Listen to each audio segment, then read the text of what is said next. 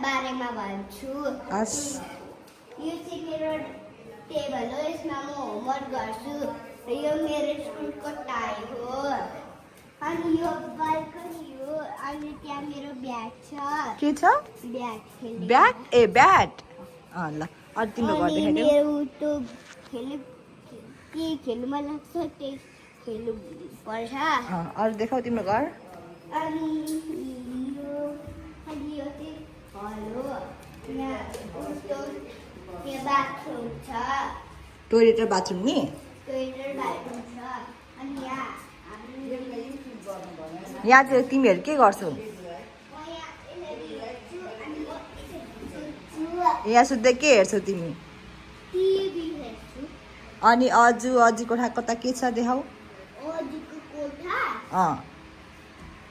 बुढाजीको कोठा यहाँ हो बुढेजी कोठा यहाँ हो अनि अरू अनि